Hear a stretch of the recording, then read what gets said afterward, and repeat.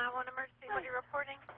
Somebody was in our backyard. All right. What did the person look like that was in your backyard? I didn't see it, but there were shots. You heard what? There were shots. You heard shots being fired? Yes. My husband went outside. I want you guys to stay inside the house. How many shots did you hear? I don't know. Like one, two, a bunch? I heard a lot. Lots? Where did you last see your husband? Going out the back door, and then he told me to get back in with Michael, so I came back in, and then I heard the shots. Let me get Michael out of here. How old's your son? 10. He's still asleep. Okay, don't wake him up just yet, okay? The dogs are going to go nuts.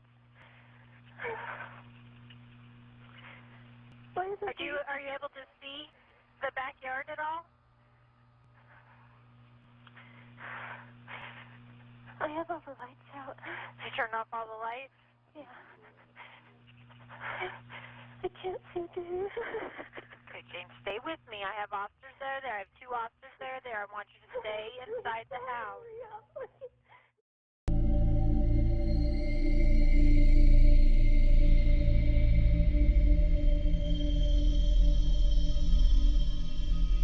He was the sports star who would go on to become an Olympian, and she was the homecoming queen. They were high school sweethearts with a seemingly perfect, nearly 30-year-long marriage that was the envy of everyone. But on August 2008-2009, Dave Laut was found dead in the backyard of his home, and over 5 years later, his wife would be found guilty of his murder. But what really happened on that cold night to the celebrated bronze medalist? Welcome back to Tavern Crime Chronicles. Here we explore mysterious, chilling, solved and unsolved cases, approaching them with empathy and extensive research. If you have the nerve for fascinating stories, this is your channel. So, grab a drink and hydrate while I take you through the heartbreaking story of a seemingly perfect love story with a tragic end. Today's story takes us to Ventura, California, officially named San Buenaventura.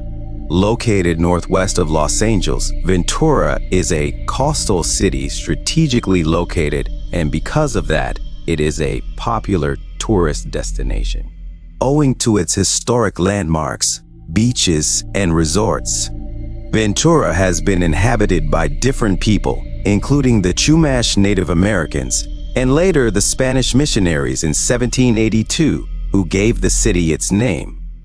It would later be taken over by Mexicans in 1833, and finally following the American conquest of California in the American-Mexican War, California became a United States territory and bought land from the Mexicans.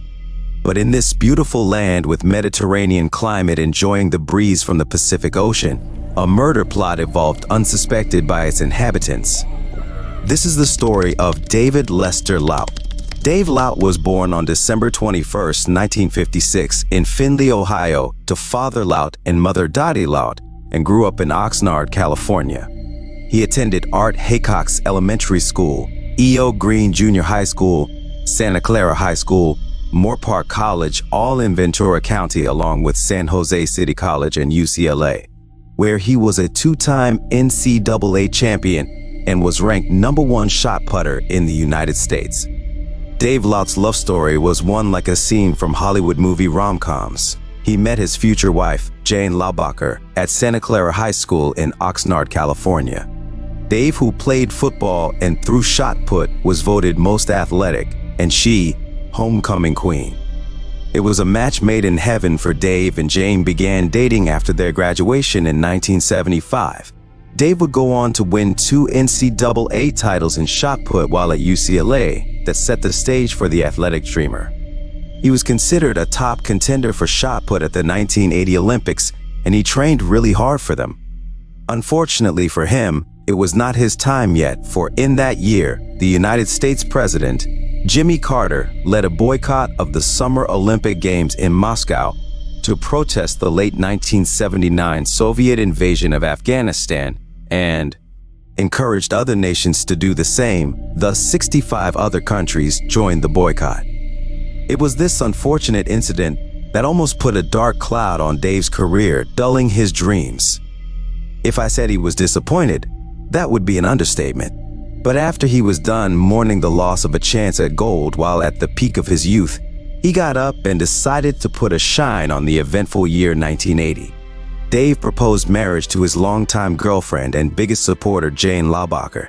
They were wedded in a beautiful ceremony December that same year of 1980. Dave didn't give up his Olympic dream, and it finally came to reality on August 11, 1984, when he won the bronze medal in the shot put at the Los Angeles Olympics. And oh, what a joy it was for the Laut family in the Ventura neighborhood, for they had an Olympic champion. In 1985, Dave was ranked number 7 shot putter in the world, and as the number 1 American. This gave Dave the encouragement and determination to even go harder and aim for the gold at the 1988 Olympics, but unfortunately, he tore tendons in both knees during an agility test to become a firefighter. When he got back to the track after rehabilitation, he failed to make the team during the Olympic trials and forever lost the chance at the gold. Coaching had always been his dream, Dave's mother said during a television interview with CBS News as she fondly talked about her son. After retirement from being a professional shot putter, he became an assistant track coach at Ventura College in 1994 and later to Hueneme High School in the Oxnard Union High School District, where he was promoted to athletic director in 2008 after serving 8 seasons as the track coach. While his career was not short of excellence, his marriage, on the other hand, was lacking. Dave and Jane were happy together, but unfortunately, she couldn't get pregnant, and they were not blessed with a child of their own. The couple adopted a baby boy from South Korea in 1999 and named him Michael, whom they dotted on so much. "Times were good," said Jane as she reminisced about their early years of marriage, but according to her, Dave's character changed tremendously when Michael was about 5 years of age. And their life together was never the same again. It got worse and worse every year, but no one seemed to know how bad because he was the town hero and beloved coach. August 27, 2009. Police received a frantic call from a lady who said that shots had been fired at her residence. Detectives responded almost immediately, and Dave Laut was found dead in the backyard of his home. Jane Laut first told detectives while being interrogated at the Oxnard police headquarters that there had been a noise coming from the backyard, and her husband Dave had gone to investigate when he was shot by the intruders. Unfortunately for her, that story did not last the night because detectives found the murder weapon, Dave's own .22 caliber revolver, hidden in the grandfather clock. Since she was being deceptive, there was definitely a reason why and a need for further investigation. She later recanted her story, claiming that she had murdered her husband in self-defense. Jane was charged with her husband's murder and arrested, but after nearly 6 months, she was given a police bond. The detectives knew that they could use the time to build a satisfying case for the jury. Unfortunately, that took about 6 years before she could face the courtroom. Time she spent planning her case, and even gave a television interview that painted Dave as the monster and Jane, the damsel in distress, the battered wife that had been through too much. That sparked a whirlwind of ugly stories as she, crying hysterically, began to tear down the portrait of a golden couple with the perfect marriage that was the envy of their family and friends. Jane mentioned that Dave had been physically, sexually, and emotionally abusive throughout their 30 years of marriage, and that had started almost immediately 1 year into the marriage but had intensified later when their son was about 5 years of age. She said that Dave physically abused her and their son Michael, calling her names whenever a chance arose. Threats slowly became the daily bread, and that Michael was even scared of his father because of the bad temper that flared up at any small disagreement into an altercation. Dave complained that Michael didn't do anything right. He didn't speak right, draw right, or even eat right.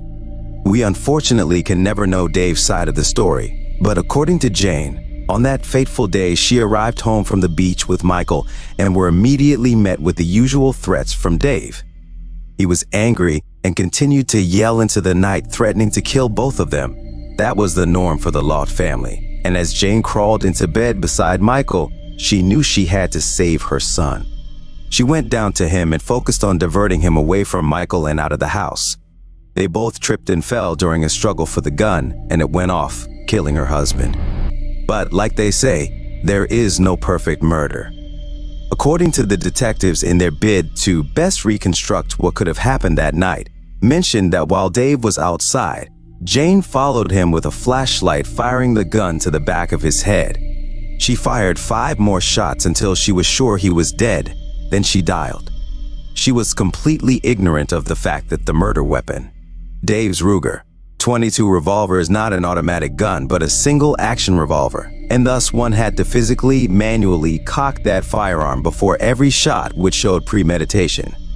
She probably was tired of the marriage. Maybe she felt threatened that both her life and their sons was in danger, but unfortunately there was no single witness to correspond that.